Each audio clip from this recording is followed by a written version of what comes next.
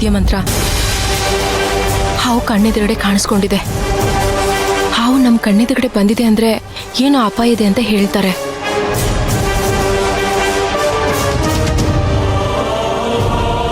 ಹಾವಾಗ್ಲಿ ದೇವ್ರಾಗ್ಲಿ ನನ್ನ ದಾರಿಗಡ್ಡ ಬಂದ್ರೆ ಯಾರೂ ಉಳಿಯಲ್ಲ.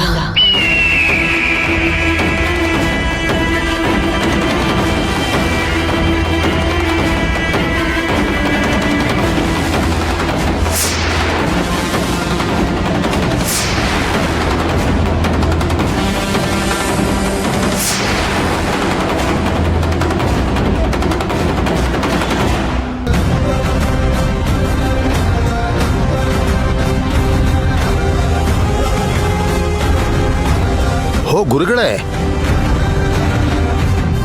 ನಮಸ್ಕಾರ. ನಮಸ್ಕಾರ, ಬನ್ನಿ ಗುರುಗಳೇ.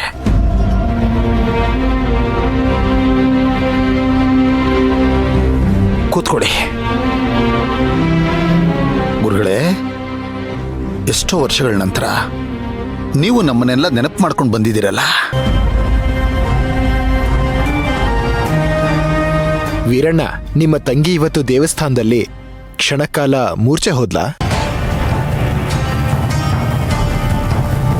ಹೌದು ಗುರುಗಳೇ, ನಾನೇ ನಿಮಗೆ ಫೋನ್ ಮಾಡಿ ಈ ವಿಷಯನ ತಿಳಿಸಿ ಇದಕ್ಕೆ ಪರಿಹಾರ ಏನಾದರೂ ಇದೆಯಾ ಅಥವಾ ಏನಾದರೂ ಸಮಸ್ಯೆ ಅಂತ ಕೇಳಬೇಕು ಅಂತ ಅನ್ಕೊಂಡೆ. ಅಷ್ಟರಲ್ಲಿ ನೀವು ಬಂದ್ಬಿಟ್ರಿ. ಹೇಳಿ ಗುರುಗಳೇ, ಏನಾದರೂ ಸಮಸ್ಯೆ ಇದೆಯಾ? ಸಮಸ್ಯೆನೇ.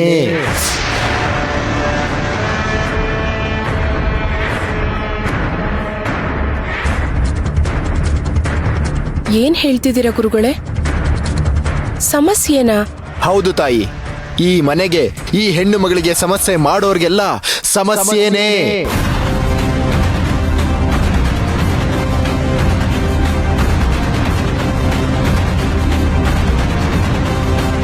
ಆದ್ರೆ ನನಗೀಗ ಈ ರೀತಿ ಯಾಕಾಯ್ತು ಗುರುಗಳೇ?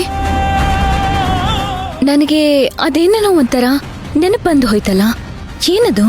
ಅದು ನಿನಗೆ ಸಿಕ್ಕಿರೋ ಸೂಚನೆ.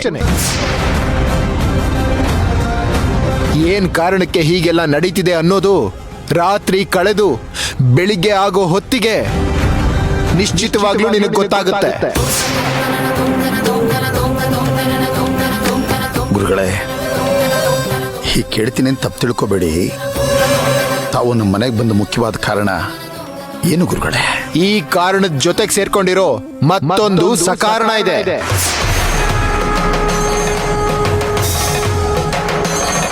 ಅದು ನಿಮ್ಮ ಕುಟುಂಬಕ್ಕಿರೋ ದೈವ ಋಣ.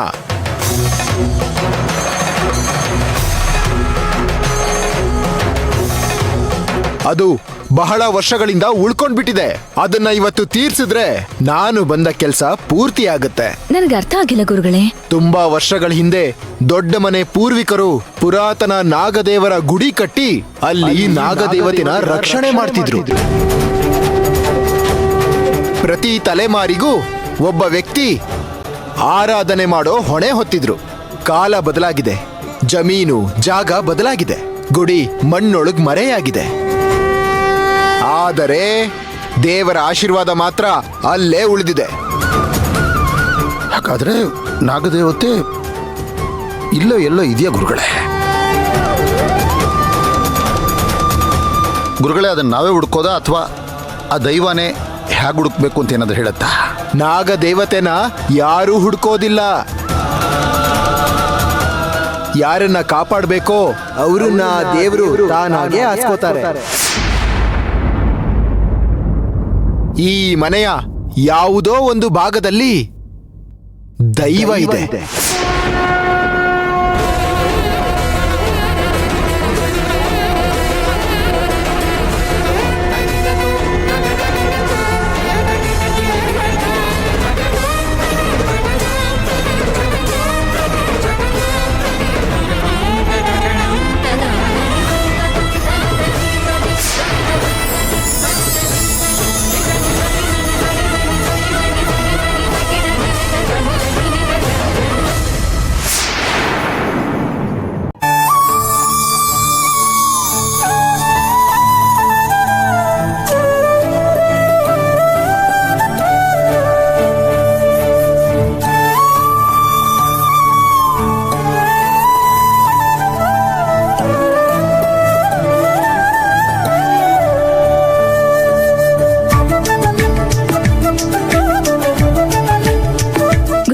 ಅಮ್ಮ, ಈ ದೀಪನ ತುಳಸಿ ಕಟ್ಟೆ ಮೇಲೆ ಇಡ್ಬೇಕಮ್ಮ.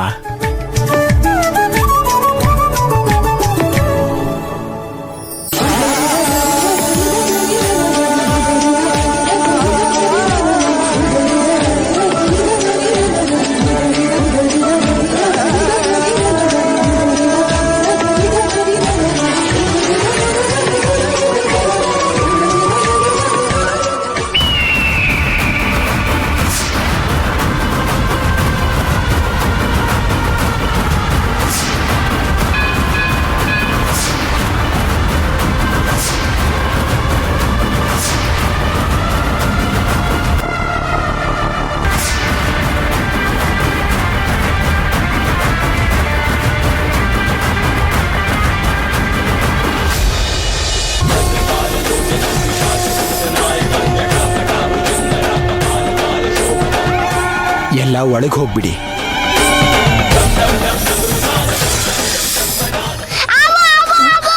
ಎಲ್ಲೋ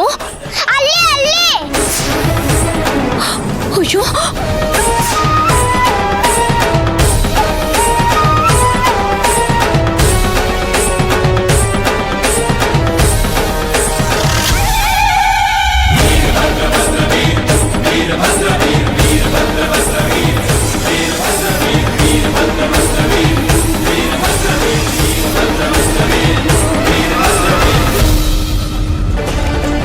ಅಯ್ಯೋ, ಅರ್ಚನಾ, ಇಲ್ಲಿ ಒಂದು ನಿಮಿಷ.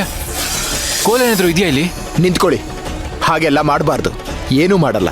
ಕಲ್ಲ ನಾಗರ ಕಂಡರೆ ಹಾಲನ್ ನೆರೆವರಯ್ಯ, ನಿಜವಾದ ನಾಗರ ಕಂಡರೆ ಹೊಡೆದು ಕೊಲ್ಲುವರಯ್ಯ.